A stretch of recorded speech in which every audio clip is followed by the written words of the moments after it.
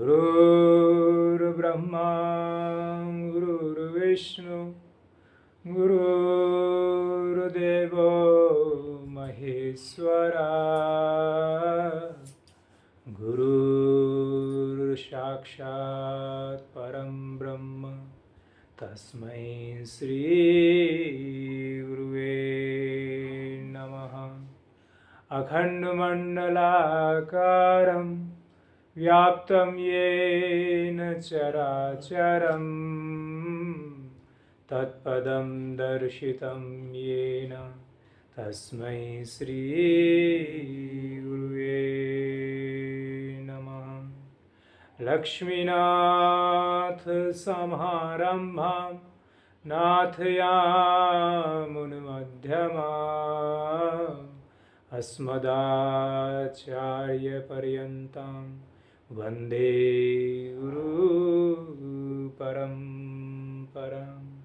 वन्दे गुरुपरम्परां वन्दे गुरुपरम्परां। बोलिए लक्ष्मी नारायण भगवान की जय, सद्गुरुदेव भगवान की जय, बांके बिहारी लाल की जय, राधा रानी की जय, गौ माता की जय। जय जय श्री राधे श्याम। श्री ठाकुर जी की असीम अनुकंपा से, श्री बांके बिहारी लाल जी की दया से श्री वृंदावन धाम में सेवा, सुमरन और सत्संग का शुभ अवसर प्राप्त हो रहा है। मेरे पूज्य सद्गुरुदेव भगवान ने हमेशा अपने सत्संग में ये कहा है कि व्यक्ति मानवता ग्रहण करे। सबसे पहले व्यक्ति मानव है, फिर उसके बाद ही कोई जाति, कोई संप्रदाय है। जब व्यक्ति का जन्म होता है तो वो केवल एक मानव है, फिर उसके बाद जाति धर्म परिवर्तित होते हैं। और मानव का सच्चा लक्ष्य है परमात्मा की प्राप्ति। और सद्गुरुदेव भगवान ये कहा करते थे कि सोना है और उसमें सोने की चमक नहीं, सोने की क्वालिटी नहीं, तो फिर वो किस बात का सोना है। लकड़ी है और उसमें लकड़ी की गुणवत्ता नहीं, तो वो किस बात की लकड़ी है। लोहा है तो लोहे का गुण होता है जंग लगना, लोहे का काम होता है भारी होना।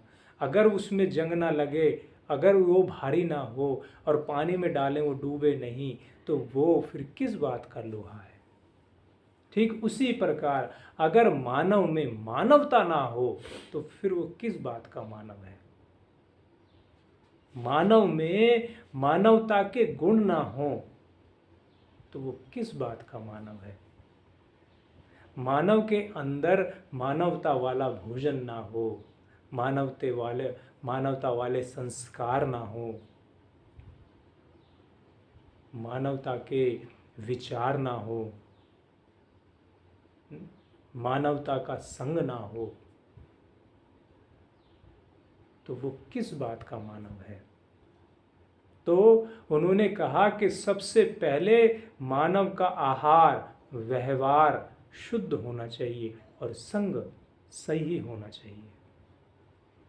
प्रिय भक्तों, आज का जो समय चल रहा है, इस समय जो चल रहा है, ये जो मशीनों का जो युग चल रहा है, और इसमें सबसे ज़्यादा बड़ी मशीन है ये मोबाइल। इस मोबाइल के माध्यम से कुसंग में इतना पढ़ सकता है व्यक्ति, इतना विषय कुसंग में पढ़ सकता है कि अपने जीवन को नरक बना सकता है। और इसके सदुपयोग से अपने जीवन में सत्संग ला सकता है और सत्संग का प्रचार कर सकता है, सत्संग का संग कर सकता है और अपने जीवन को कुसंग से बचा सकता है। इस मोबाइल के माध्यम से दोनों चीज़ हो सकती हैं और ये उपयोग करने वाले के ऊपर निर्भर करता है कि इसका इसका दुरुपयोग करे या सदुपयोग करे। और आज के टाइम में चाहे 5 साल का बच्चा हो, चाहे 16 साल का किशोर हो, चाहे 25 साल का युवा हो और चाहे 60-70 साल का बुजुर्ग व्यक्ति हो, चाहे स्त्री हो या पुरुष हो, साधु हो या संत हो, ब्रह्मचारी हो या सन्यासी हो, सबके पास यह साधन उपलब्ध है और सब ही इस मोबाइल पर कम से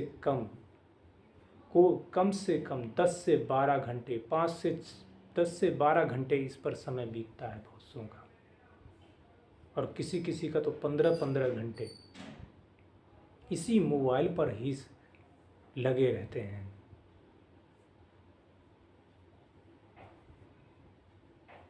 दोनों उपयोग हैं इसके, सदुपयोग भी है और दुरुपयोग भी है।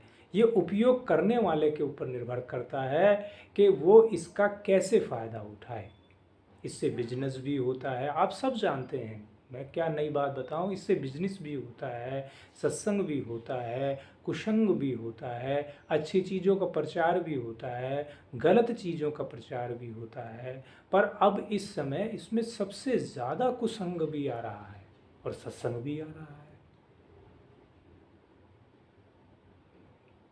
जब व्यक्ति पहले उठा करते थे तो सबसे पहले दोनों हाथों को देखा करते थे और कहा करते थे कराग्रे वसते लक्ष्मी, और अब सीधे उठते ही सबसे पहले मोबाइल को देखते हैं कि फिर उसको चलाते हैं कि व्हाट्सएप में क्या आया है, फेसबुक में क्या आया है, इंस्टाग्राम में क्या आया है, यूट्यूब में क्या आया है।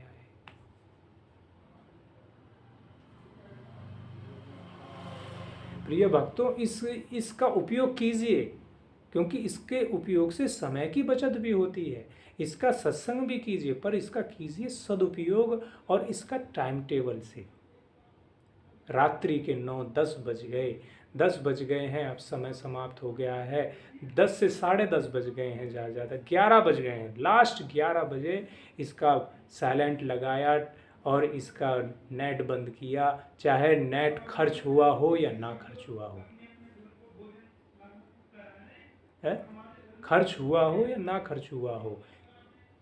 बहुत सौ को तो यही चिंता रहती है कि मेरा तो अभी 1 GB बाकी नेट रह गया है, अब इसको खर्च करूँगा तब ही सोऊंगा, चाहे 12 बज जाए, 1 बज जाए। और जो रात्रि में 1 बजे सोएगा तो क्या वो सुबह ब्रह्म मुहूर्त 4 बजे या 5 बजे उठ पाएगा? नहीं, फिर तो उसकी निद्रा वही 8-9 बजे खुलेगी। और जो 8-9 बजे जगने वाले हैं, क्या उनका स्वास्थ्य ठीक रहेगा? बिल्कुल ठीक नहीं रहेगा। उस 1 GB नेट की चिंता है, परंतु इस एक जीवन की चिंता नहीं है। वो जो हमें 1 GB फ्री में मिला हुआ है या हमने पैसे दे के लिया है, उस 1 GB नेट की चिंता है, पर इस एक जीवन की चिंता नहीं है कि इस अमूल्य जीवन का जो समय चला गया वो वापस नहीं आएगा। जो अमूल्य समय चला गया वो वापस नहीं आएगा। ये 1 GB नेट तो फिर आ जाएगा दूसरे दिन, खर्च हो भी गया, नहीं भी खर्च हुआ तब भी, परंतु ये जीवन, एक जीवन जो चला गया ना, तो फिर वापस नहीं आएगा। इसलिए इस साधन से बहुत बचकर रहना होगा। भक्तों को भी, संतों को भी, साधकों को भी, युवाओं को भी, स्त्री को भी, पुरुष को भी, सबको इससे बचकर रहना होगा। इसमें जो कुसंग है उससे बचकर रहना होगा और इसमें जो सत्संग है उसको ग्रहण कीजिए और इसके माध्यम से जो अच्छी चीज़ों का प्रचार कीजिए, गौ माता की सेवा का प्रचार कीजिए, सत्संग का प्रचार कीजिए, सत्संग सुनिए, सत्संग सुनिए, लोगों को सद राह पर चलाइए, लोगों को ये बताइए कि जहाँ आपके यहाँ जो सेवा हो वो करिए, अच्छी चीज़ों को आप भेजिए। भेजते हैं बहुत से लोग, और बहुत से लोग घर गलत चीज़ों को भेजते हैं। तो अच्छी चीज़ों का प्रचार हम कर सकते हैं, साधनों को ऊपर उपजाऊ कर सकते हैं, मानवता का प्रचार कर सकते हैं, सत्संग का प्रचार कर सकते हैं। तो ये हर साधक के हाथ की बात है।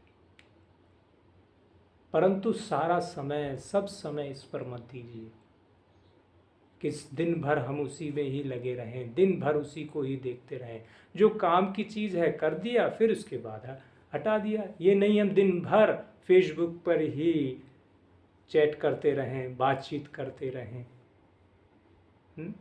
दिन भर लिखते रहें, दिन भर व्हाट्सएप पे बात होती रहे, दिन भर इंस्टाग्राम पे बात करते रहें, कभी इस पे कभी इस पर। ये संसार के रिश्ते नाते, ये संसार के यार दोस्त केवल संसार तक ही सीमित हैं। ये आपको सुकून और शांति नहीं दे पाएंगे। आप सोचो कि हम इतने दोस्त बना लिए, इतने मित्र बना लिए, और हमें सुख और शांति मिल जाएगी, या हमारे कुछ और उपलब्धि हो जाएगी, या हमें पैसे कमाने की उपलब्धि हो जाएगी। जिन लोगों के पास ये सब कुछ है ना, पैसा भी है, धन भी है, दौलत भी है, सब ऐशो आराम है, पर उन्हें आत्मिक सुकून नहीं है। आत्मिक सुकून मिलता है सत्संग से, भजन से, और किसी दीन दुखी की सेवा करने से, किसी ज़रूरतमंद की सेवा करने से, गौ माता को स्नेह और गौ ग्रास देने से। केवल सुनने तक ही सीमित रहने जाओ, करना भी जरूरी है। बिना करे तो कोई प्राप्ति नहीं होगी। और ये बात पक्की है कि अगर आपने सत्संग का संग नहीं किया तो कुसंग तो आपको खींचकर ले ही जाएगा। क्योंकि कलयुग, माया और मन ये अपना पूरा जोर शोर से प्रचार कर रहे हैं, जोर शोर से व्यक्ति को जकड़ने में लगे हुए हैं। ये कलयुग का ही तो सबसे बड़ा ये आ गया है यंत्र, कि व्यक्ति 15-15, 20-20, 18-18 घंटे दे देते हैं। 18-18 घंटे मोबाइल में चले जाते हैं, पूरी पूरी रात चली जाती है बहुत सौ की तो। और दिन में पूरी तरह रात को, कैद गुरु महाराज कहा करते थे कि लोगों के पास पैसा हो गया ना, पैसा हो और कुसंग का पैसा हो गया, गलत पैसा हो गया, तो रात भर उल्लू की तरह जगाएगा और दिन में सुलाएगा। ऐसे ही ये मोबाइल भी करता है। और मोबाइल करता नहीं है क्योंकि वो तो एक जड़ वस्तु है, चेतन तो हम हैं। हम उसे ज़बरदस्ती पकड़े रहते हैं, हम अपने मन पे कंट्रोल नहीं कर पाते हैं। हम कहते हैं एक और देख ले, ये और देख ले, ये और देख ले, ये और देख ले। देखने के चक्कर में पूरा समय निकल जाता है। पर देखने से इतना फ़ायदा नहीं होगा जितना सत्संग को करने से होगा। हम भोजन का व्याख्यान सुनते रहें कि हाँ भाई, जो चीज़ मटर पनीर ऐसे बनता है, रोटी ऐसे बनती है, पूड़ी ऐसे बनती है, तो क्या हमारी तृप्ति हो जाएगी? क्या हमारी भूख शांत हो जाएगी? नहीं होगी। जब हम उसे बनाएंगे, बनाकर उसको पाएंगे, ग्रहण करेंगे, तब हमारी भूख शांति होगी। ऐसे ही जब हम कितना ही मोबाइल पे सत्संग सुने, कितना ही वेद शास्त्रों का अध्ययन करें, कितने ही अच्छी चैट या अच्छे व्हाट्सएप भेजें, परंतु जब तक हम अपने जीवन में खुद उसको उतारेंगे नहीं, जब तक हरि स्मरण करेंगे नहीं, जब तक भजन नहीं करेंगे, जब तक जीवन में अमल में लाएंगे नहीं, तब तक हमारे जीवन में सुख और शांति आएगी नहीं। क्योंकि ये सुख और शांति संसार में बाहर नहीं मिलती। ये तो दोनों आंखें बंद करके और जब अपने प्रभु का हम स्मरण करते हैं, उनके रूप को निहारते हैं, उनके भजन को करते हैं, संसार की तरफ से आँखों को बाहर से भी बंद कर लेते हैं और अंदर से भी बंद कर लेते हैं, संसार का चिंतन ना बाहर से करते हैं ना अंदर से करते हैं। जब अंदर से चिंतन शांत हो जाता है और तब वो चिंतन परमात्मा में लगता है, तब हमारा मन शांत होता है और दिमाग शांत होता है। जब मन शांत हो जाता है तो दिमाग तो अपना आप शांत हो जाता है, और जब ये मन शांत हो जाता है, प्रभु के रूप को निहारता है, प्रभु के चरणों को निहारता है, तब जाकर इसको सुकून और शांति महसूस होती है। तब इसे सुकून और शांति महसूस होती है। जब तक हम जल पिएंगे नहीं हमारी प्यास बुझेगी नहीं। ऐसे ही जब तक हम भजन नहीं करेंगे, दिन दुखी की सेवा नहीं करेंगे, सत्संग नहीं सुनेंगे, तब तक हमें सुकून और शांति का एहसास नहीं होगा। इसीलिए आप सत्संग का संग कीजिए, सत्संग का संग कीजिए। विभीषण ने कहा कि हे हनुमान जी, जीवन में सब कुछ देना, सब कुछ मिले, परंतु कुसंग नहीं दे ही विधाता। किसी को भी कुसंग ना दे, क्योंकि कुसंग बहुत जल्दी भ्रष्ट कर देता है, व्यक्ति को अपने पथ से विचलित कर देता है। दुष्ट संग नहीं देह विधाता, दुष्ट व्यक्ति का संग ना दे। ऐसे व्यक्तियों का संग मत कीजिएगा कभी भी, ऐसे व्यक्तियों का संग मत कीजिएगा कभी भी जो आपकी साधना को, आपके भजन को, आपकी एकाग्रता को खींच लें, छीन लें। महात्मा बुद्ध ने कहा था, मुझे बुद्ध की देशनाएं बड़ी याद आती हैं, क्योंकि बुद्ध की जो देशनाएं हैं ना, वो हृदय को छूने वाली हैं। महात्मा बुद्ध ने कहा था कि ऐसे किसी भी व्यक्ति का संग मत कीजिए जो आपकी साधना को, आपकी एकाग्रता को छीन ले, और ऐसा लग जाए कि ये व्यक्ति है ऐसा, उसे बुरा ना मानकर केवल दूर से ही मन प्रणाम करते हुए उसका दूर दूर ही रहिए उससे। वो कहते हैं ना कि दुर्जन की करुणा बुरी और भलो साईं को त्रास। दुर्जन व्यक्ति अगर आपके पास मीठे बोल बोलकर, करुणा करके, कुछ गिफ्ट लेके, कुछ उपहार लेकर आपको रिझाने के लिए आए, आपको फ्री में दारू पिलाए, फ्री में बीड़ी सिगरेट पिलाए, फिर भी उसका परित्याग कर देना चाहिए। कहा गया है कि कबीरा कुत्ते की दोस्ती दो बाजू जंजाल, रीझे तो मुंह चाटे और खींचे तो पैर काटे। कुत्ते की दोस्ती ऐसी है कि अगर आप प्यार करेंगे तो आपका मुंह ही चाटने लगेगा, आपको दूषित कर देगा,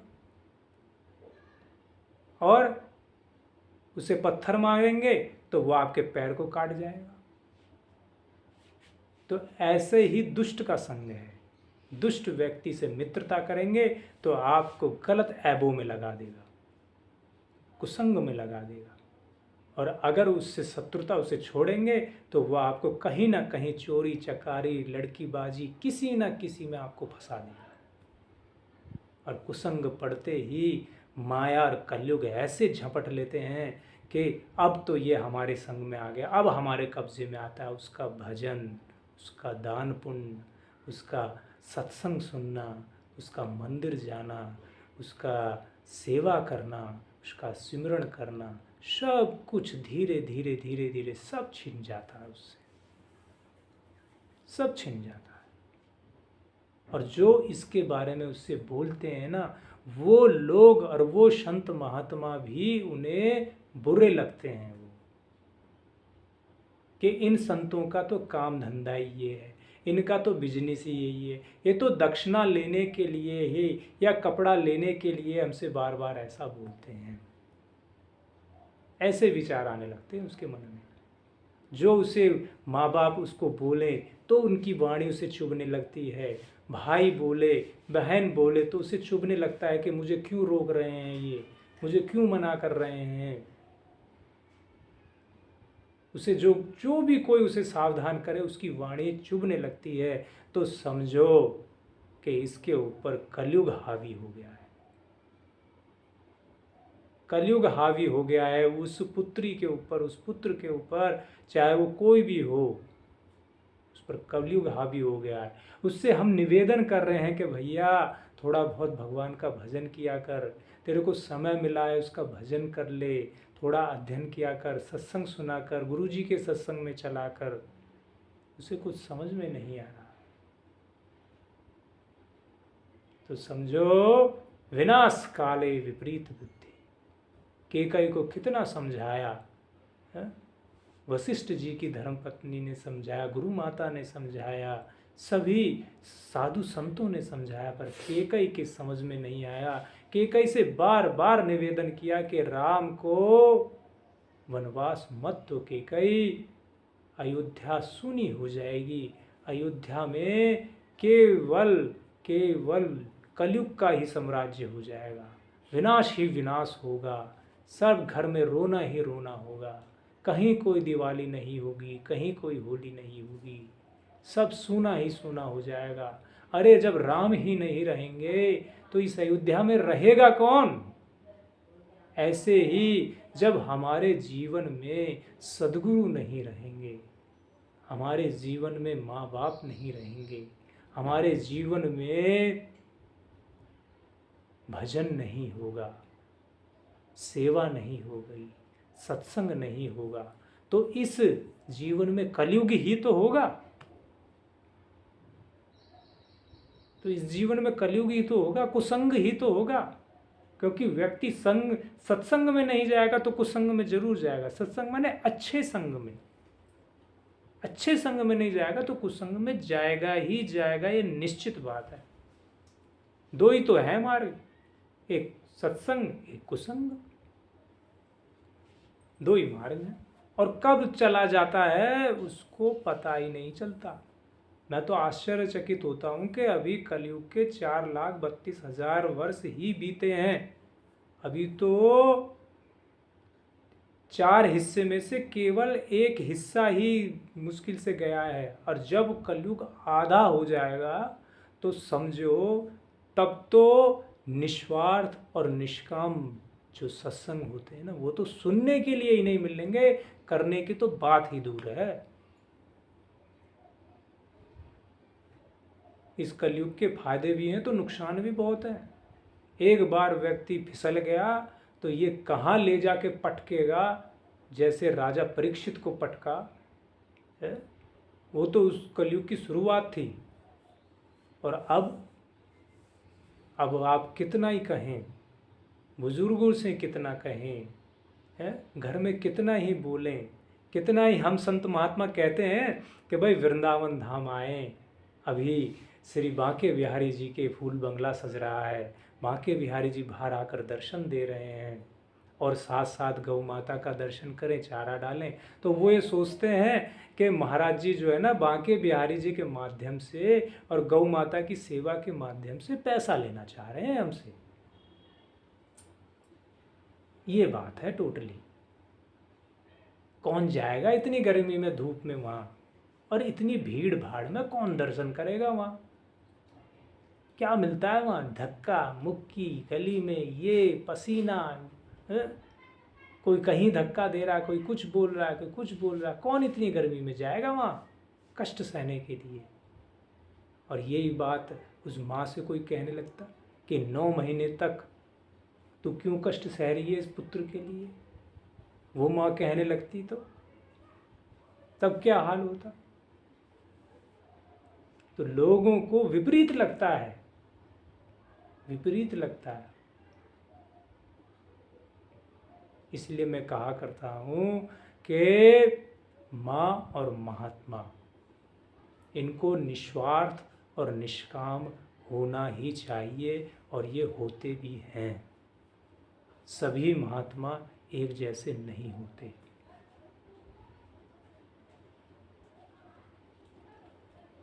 कुछों का संकल्प, महात्माओं का संकल्प ये रहता है कि जैसे हम सद्मार्ग पर चलकर उस आत्म अनुभूति को, उस आत्म शांति को प्राप्त कर रहे हैं, ऐसे ही ये जनमानस जितना दुखी हो रहा है, संसार की जो दौड़ में भाग रहा है, दिन रात परेशान हो रहा है, पुत्र के पीछे, पुत्री के पीछे, धन के पीछे, दौलत के पीछे रात दिन लगा हुआ है, छल कपट फरेब, उसको धोखा दे, उसके साथ छल करे, कैसे न कैसे पैसा मिलना चाहिए, गाड़ी मिलनी चाहिए, कैसे न कैसे मिले, मुझे दूसरे का गला घोंटना पड़े तो घोंट दूंगा, दूसरे का लाखों का नुकसान करना पड़े तो कर दूंगा, पर मुझे पैसा मिलना चाहिए, मेरी जल्द से जल्द कोठी बननी चाहिए, मेरे को भी जल्द से जल्द बड़ी से बड़ी गाड़ी होनी चाहिए, बढ़िया से बढ़िया एप्पल का मोबाइल होना चाहिए मेरे हाथ में, उसके पास है तो मेरे पास क्यों नहीं है,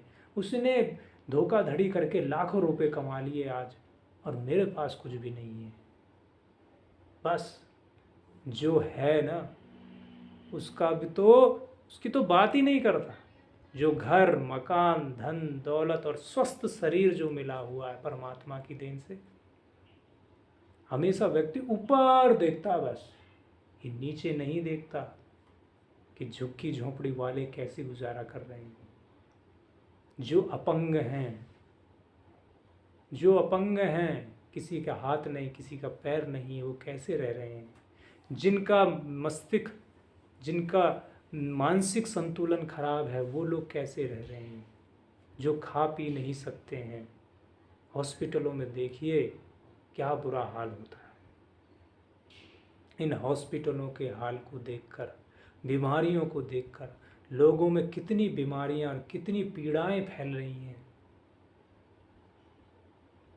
इन सब चीज़ों को देखकर भी व्यक्ति को होश नहीं आता, फिर भी खांदा पींदा और सोंदा और मर जानदा। बस पूज्य राम सुखदास जी और पूज्य गुरु महाराज कहते हैं, और है भी कि इसी मानव तन में ही व्यक्ति परमात्मा को प्राप्त कर सकता है, बाकी 84 लाख योनि में किसी में ये क्षमता नहीं है जो भगवान की भक्ति कर सके। और जब व्यक्ति खुद मन लग के आगे बढ़ता है और परमात्मा की कृपा होती है, तब ही व्यक्ति कर पाता है, तब ही कर पाता है। आपका पैसा, आपका शरीर और आपका समय होने पर भी और आपकी मन की इच्छा होने पर भी कभी कभी ऐसी परिस्थितियां आ जाती हैं कि चाह कर भी व्यक्ति सेवा नहीं कर पाता, चाह कर भी व्यक्ति भजन नहीं कर पाता। जब प्रभु की अनन्य कृपा होती है ना, तभी व्यक्ति तीर्थों में जा पाता है, तभी व्यक्ति बांके बिहारी लाल जी का दर्शन, तभी व्यक्ति गंगा मैया के दर्शन कर पाता है। ये ना सोचे कि मेरे पास पैसा है, धन दौलत है, शरीर है, मैं कर लूँगा, जब चाहे तब कर लूँगा, मुझे किसने रोका है। नहीं प्रिय भक्तों, हम तो अभी ही महसूस कर रहे हैं, चाह कर भी कभी शरीर में कोई कुछ हो जाता है, अभी शरीर में स्वास्थ्य खराब हो गया था 15 दिन से, फिर उसके बाद अब ऑटो की व्यवस्था नहीं हो पा रही है, फिर उसके बाद कहीं कुछ व्यवस्था नहीं हो पा रही है, कहीं फिर गर्मी बढ़ती जा रही है, गौ माता तक चारा नहीं पहुंचा पा रहे हैं। अजीब, कुछ समझ में ही नहीं आ रहा क्या हो रहा है। व्यक्ति सोचता है कि मैं कर रहा हूं, अरे तू तो निमित्त मात्र है, तू तो अपनी श्वासें ही खुद चला ले, अपने शरीर को ही चला ले, यही बहुत बड़ी बात है। और वो भी तेरे उससे नहीं चल रहा है, वो भी प्रभु की कृपा से ही चल रहा है। किस क्षण में कब कोई साइलेंट अटैक पड़ जाए, बस वहीं राम नाम सत्य है, सत्य बोलो गत्त हो जाएगा। भरोसा है नहीं पल का, करे तू वर्षों की बातें। बरसों का बंदोबस्त करने में लगा हुआ, 1 करोड़ हो गए हैं, 2 करोड़ और हो जाए, 100 गज का मकान है, एक 200 गज का मकान और हो जाए, छोटी गाड़ी है, स्विफ्ट है, अब थोड़ी बड़ी गाड़ी हो जाए एक और, बस इसी रात दिन इसी माया के उधेड़-बुन में लगा हुआ है। जिन वस्तुओं को छोड़कर जाना है प्रेमियों, केवल रात दिन उसी की चिंता में मत लगो, केवल रात दिन उसी चिंता में मत लगो। रात का कम से कम 5-10 मिनट उस प्रभु के चिंतन में जरूर लगाओ, प्रभु के भजन में जरूर लगाओ। आत्मिक सुकून पाना है, शांति पाना है, अपना उद्धार करना है। हम अपना उद्धार करने के लिए आए हैं। गर्भ में हमने प्रतिज्ञा की थी 24 घंटे भजन करेंगे, और अब कहते हैं करे सुबह कर तो लिया का दिन भर ही लेके बैठे रहेंगे। अब कहते हैं, ये नहीं कहते कि परमात्मा हमें 3 टाइम 4 टाइम भोजन दे रहा है और हम 4 टाइम नहीं हम 8 टाइम भजन करेंगे, ये नहीं कहते। वो परमात्मा हमें सूर्य की रोशनी दे रहा है सुबह से लेकर शाम तक, रात्र में चंद्रमा की शीतलता दे रहा है, हमें जल दे रहा है, ऑक्सीजन दे रहा है जीने के लिए। तो तुम्हारा इतना भी फर्ज नहीं है कि उस परमात्मा के लिए हम भजन कर सकें? इतना भी फर्ज नहीं है। आए थे भजन करने को कूटन लागे कपास। कहा जाता है हमारे संतों में कि जो संत भजन नहीं करता है ना, और लग जाता है ये भक्तों के चक्कर में और दक्षिणा लपेटने के चक्कर में और आश्रम बनाने के चक्कर में लग जाता है दिन रात, वो भी क्योंकि माया तो किसी को नहीं छोड़ती है, चाहे वो संत हो या गृहस्थ हो। परंतु जो संत भगवान परमात्मा का भजन करते हुए संसार के हितार्थ, संसार को सद्मार्ग पर चलाने के लिए, दीन दुख की सेवा करने के लिए, गौ माता की सेवा करने के लिए ही आश्रम बनाते हैं, जिनका ये उद्देश्य है, जिनका निष्काम और निस्वार्थ उद्देश्य है, वो लोग इस चीज़ को बनाते हैं तो वो गलत नहीं है। वो तो अच्छी चीज़ों का प्रचार कर रहे हैं और अच्छी चीज़ों की स्थापना कर रहे हैं। जो दीन दुखी गौ हैं, जो दूध ना देने वाली गौ हैं, जो बीमार हैं, अपंग हैं, जैसे कि हमारे हरिद्वार में कृष्णायन देसी गौ रक्षाशाला में मैंने बहुत सी अपंग, किसी का पैर टूटा हुआ है, किसी की कमर टूटी हुई है, कोई एक्सीडेंट में घायल है, कोई खा नहीं सकती, कोई पी नहीं सकती, दूध नहीं दे सकती, ऐसी हजारों गौओं को देखा जिनका पालन पोषण पूज्य महाराज जी कर रहे हैं। हजारों गौओं का पालन पोषण कर रहे हैं। इसलिए मैं कहता हूँ कि आप अपने घर में गौ नहीं रख पा रहे हैं, आपके पास जगह नहीं है, स्थान नहीं है, तो आप कम से कम ऐसी गौशालाओं में हरा चारा डलवाइए, वहाँ खाने की चीज़ें पहुँचाइए, वहाँ आप एक गौ को गोद लीजिए, उस गौ का पालन पोषण करिए, वहाँ भूसा डलवाइए। आपके आसपास कहीं भी हो ऐसी जगह, हम ये नहीं कहते पर्टिकुलर एक जगह वहीं ही करिए, जहाँ आपको लगे कि यहाँ वाकई में ही ज़रूरत है, वहाँ आप पहुँचाए, वहाँ आप करिए। पूज्य गुरु महाराज कहा करते हैं कि लिया दिया तेरे संग चलेगा, धर्म कर्म का नाता है, साईं नाम की चिंता कर माई, देने वाला दाता है। उस हरि नाम की चिंता कर, नारायण नाम की चिंता कर, उसका भजन कर, और लिया ये कि भजन कर मतलब लिया क्या, लिया परमात्मा का नाम लिया और दिया हाथ से ये हरा चारा, गौ माता को फल खिलाया, केला खिलाया, ये जो दिया। ऐसी जगह जहाँ गौओं की सेवा हो रही है, पूज्य रमेश बाबा जी के यहाँ बरसाने में 60-70 हज़ार से भी ज़्यादा गौएँ हैं वहाँ, डेली का वहाँ 5-6 लाख रुपए से भी ज़्यादा का खर्चा है वहाँ। ऐसी जगहों में आप एक गाय तो गोद ले ही सकता है एक परिवार, एक परिवार एक गाय को गोद ले ले तो ऐसे कितने ही परिवार हैं सामर्थ्यवान जो गौ माता की सेवा में लग सकते हैं। आपका जीवन सफल हो सकता है, आपके द्वारा गौ माता की सेवा हो सकती है। जो गौ माता का हम दान करते हैं, मैं कहा करता हूँ गौ माता का दान करना श्रेष्ठ कर है, बहुत श्रेष्ठ कर है। हमारे शास्त्र में लिखा हुआ है कि गौ माता ही बैतरनी नदी पार कराती है, बहुत श्रेष्ठ कर है। पर मेरा अंतःकरण कहता है, मेरे विचार कहते हैं कि गौ माता के दान से भी और श्रेष्ठ कर है गौ माता के लिए प्रतिदिन के लिए, हर रोज के लिए हरा चारा, भूसा, खाने की सामग्री उन तक पहुंचे। हमने तो गौ माता का दान कर दिया और निवृत्ति ले ली, 10, 15, 20 हजार, 50 हजार लगाए, हो गया हमेशा के लिए, हाँ जी हमने गौ माता का दान हो गया। वो तो हो गया, आपका एक बार का हो गया, काम खत्म। परंतु आप अगर गौ के लिए नित्य प्रति एक गौ को गोद लेते हैं और उसके लिए पूरे महीने भर के लिए चारे की व्यवस्था करते हैं तो कितना बड़ा दान है।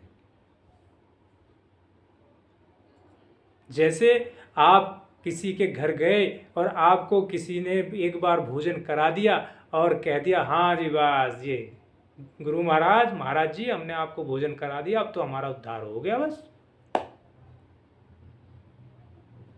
क्या फिर उसे भोजन की जरूरत नहीं है क्या फिर उसे भूख नहीं लगेगी? उसे तो आपने सुबह खिलाया, शाम को फिर भोजन चाहिए कि नहीं चाहिए? ऐसे ही क्या एक बार गौदान कर देने से काम बन गया? काम बनेगा और अच्छा तरीके से। मेरा विचार ये कहता है कि जब गौ माता के लिए नित्य प्रति चारा आपकी तरफ से जा रहा है, नित्य प्रति सामग्री उसके लिए जा रही है, भूसा जा रहा है, वो ज़्यादा श्रेष्ठ कर है। गौदान श्रेष्ठ कर है, उससे ज़्यादा है गौ को पालना श्रेष्ठ कर है, गौ के लिए चारा देना श्रेष्ठ कर है, ये ज़्यादा बढ़िया है। बाकी किसी भी तरह से करें, ये न के इन प्रकार जैसे भी आपकी इच्छा बने, पर करें जरूर। ये गौ माता की सेवा जो होती है ना, हम लोग की सामर्थ्य नहीं है, हम किसी की सामर्थ्य नहीं है, मेरी भी सामर्थ्य भी नहीं है कि जो हम इसे कर सकें। ये तो परमात्मा की असीम अनुकंपा होती है, तब व्यक्ति में ये बुद्धि विवेक आते हैं और तब व्यक्ति कर पाता है, नहीं तो व्यक्ति नहीं कर पाता, नहीं कर पाता। परमात्मा ने हमें चुना है, परमात्मा ने हमें करने का माध्यम बनाया है, हमारे अंदर सद्बुद्धि दी है। किसी ने आपको कहा कि भाई वृंदावन धाम में ऐसे घूमने फिरने वाली गौ माता के लिए चारा की व्यवस्था महाराज जी लगे हुए हैं, करवा रहे हैं, आप भी कर दीजिए। आपके मन में आया हाँ जी हमारी तरफ से भी हो जाए तो बहुत बढ़िया है, चलो चुटकी भर तो पहुंच ही जाए। तो ये ऐसा संकेत परमात्मा की तरफ से आपके दिमाग में आया, आपको सद्बुद्धि प्राप्त हुई और आपने कर दिया, आपने उस कृपा को कैश कर लिया तुरंत। जैसे एटीएम को लगाया और कैश हाथ में आ गया, ऐसे ही वो कृपा आई और आपने तुरंत कर लिया। और महाराज जी ने भी पूरी ईमानदारी, पूरी मेहनत से 100% उस सेवा को गौ माता की सेवा में लगा दिया, तो महाराज जी का भी उद्धार हो गया। क्यों? क्योंकि जैसे LIC में हम किसी को हम वो बनाते हैं, अपना कस्टमर बनाते हैं, उसको पॉलिसी देते हैं तो कुछ % मिलता है कमीशन।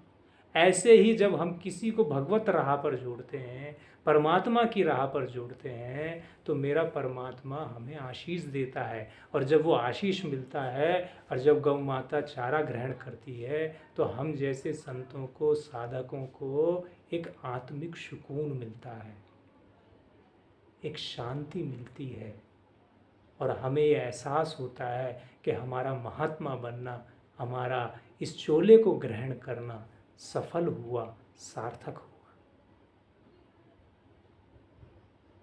ये हमारा प्रयोजन रहता है। हमारा कोई ऐसा प्रयोजन नहीं कि हम कोई बहुत बड़ा आश्रम बनाएं, शिष्य बनाएं, आप लोगों से धन लें, ये हमारा प्रयोजन नहीं है। हम तो जो धन देने वाला है, वो जो स्वामी है सबका, जो लक्ष्मी का भी पति है, हम तो उस नारायण के सुपुत्र हैं, उस नारायण के पुत्र हैं। और जब उस लक्ष्मी नारायण के सुपुत्र हैं तो फिर धन लक्ष्मी की हमें कमी रहने की है, किसी बात की कोई चिंता रहने की है, और किसी बात की कोई चिंता करने की जरूरत है।